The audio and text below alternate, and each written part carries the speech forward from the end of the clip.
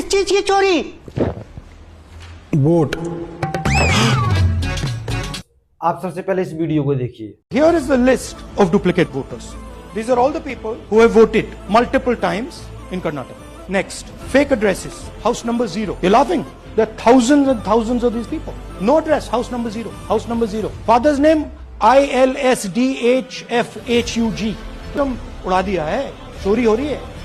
राहुल जी अपनी वीडियो के माध्यम से सीधे सीधे ईसीआई को टारगेट कर रहे हैं। अगर इलेक्शन कमीशन सही है, राहुल गांधी झूठे हैं, तो उनके ऊपर केस क्यों नहीं करते? उनको अरेस्ट कीजिए, प्रूफ दीजिए। ईसीआई का चुप रहना साफ संकेत देता है कि उनसे कुछ ना कुछ गलतियां हुई हैं, जिससे की वजह से वो अभी तक चुप है। लगा आपको वोटर लिस्ट चेक किया गया था, पता चला कि नाम ही नहीं है इसमें। और फिर आपने चेक किया, नाम क्यों नहीं है? पता लगा कि भैया मर गए हैं, मार दिया, मैं इलेक्शन कमीशन ने मार दिया जी। आपको क्या?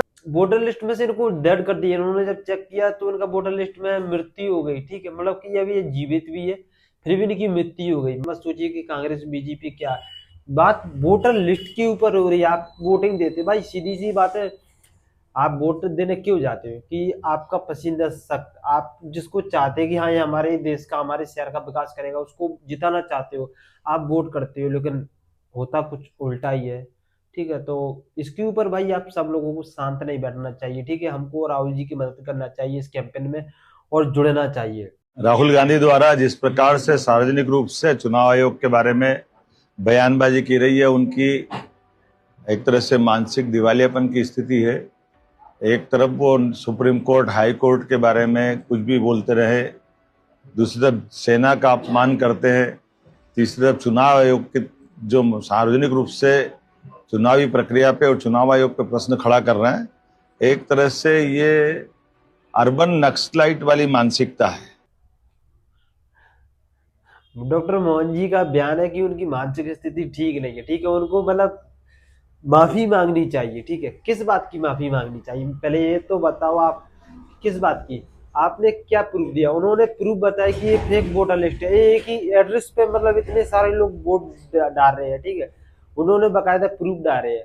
अब आप एक काम कर सकते हो ना, बीजेपी के लोग, पहली बात तो आपका काम है वो ईसीआई के ऊपर एक्शन ले रहे हैं, टारगेट ईसीआई को कर रहे हैं, इलेक्शन कमीशन को कर रहे हैं। आप बीच में क्यों आ रहे हो?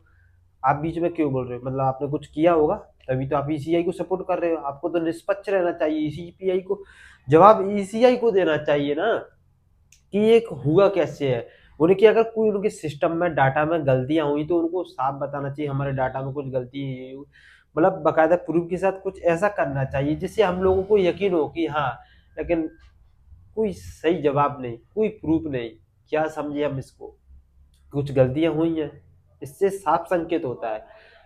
मोहन जी, आपको बयानबाजी नहीं करनी चाहिए। बयानबाजी की जगह आपको बाकायदा, अगर आपको लगता है कि राहुल जी की मानसिक स्थिति सही नहीं है, उन्होंने गलतियां करी है, वो झूठ बोल रहे हैं, तो बाकायदा आप उनको ऊपर कोई प्रूफ या यूसीआई से कोई डाटा लेके आप बताइए कि हाँ देखो राहुल जी ये झूठ है, तब हम यकीन करें। आप बयानबाजी कर रहे हैं, उससे क्या हो जाएगा? एक बात हो जाए, अभी मैं यहाँ पे बोल दूं कि मैं यहाँ पे भारत का प्रधानमंत्री बन जाऊंगा 2 दिन में, उससे कोई मतलब हो जाएगा क्या? ये बयानबाजी करने से फालतू की बातों से कोई मतलब नहीं रहता। बात सीधी टारगेट और प्रूफ के साथ करनी चाहिए।